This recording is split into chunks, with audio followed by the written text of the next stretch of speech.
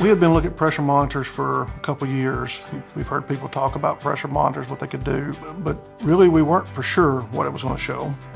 Lately we've described it as we can now see below ground, whereas before we couldn't. We knew water flowed through the pipes, but we didn't know what happened all day, every day through the system and how the impact of one change may impact different areas. So now it's allowed us to see what we couldn't see before. We knew the basics of this customers over here should have about 70 pounds. These customers over here should have 170 pounds. But we didn't know like what happened in the middle of the night, what happened when things started occurring. We didn't know it until either the water come up on top of the ground or a customer called or we done something like a leak survey. We didn't know those things. So immediately we found a water hammer instance that we didn't know was occurring.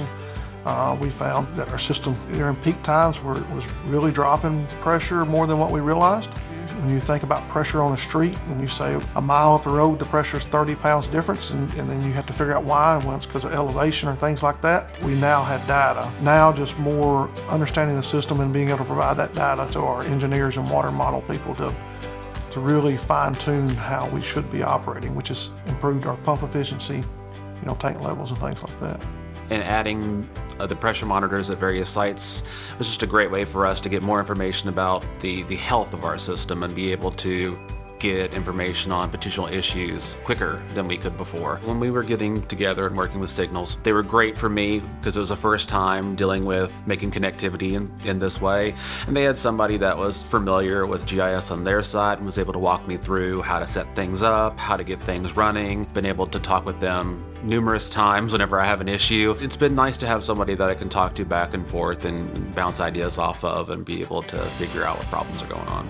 When you were able to get the data through the course of a day, you could really see events happening that should not have been happening. We're actually working on one right now. It's our first time that we suspect that the monitors has indicated that there's a potential leak in that area. It's not a big leak, but it's our first chance to kind of work through and see the data and how we respond. It's our first one of those, so we'll see how that works.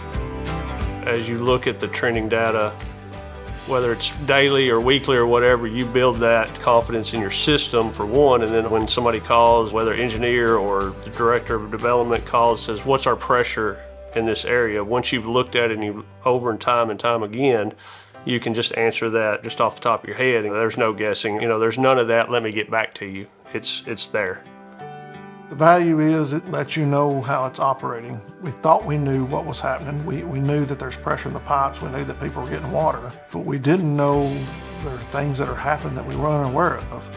And we would have never known that. So when you're trying to design for the future, when you're trying to understand what's happening, until you have a way to see that, you really don't know. All you know is there's water in the pipe.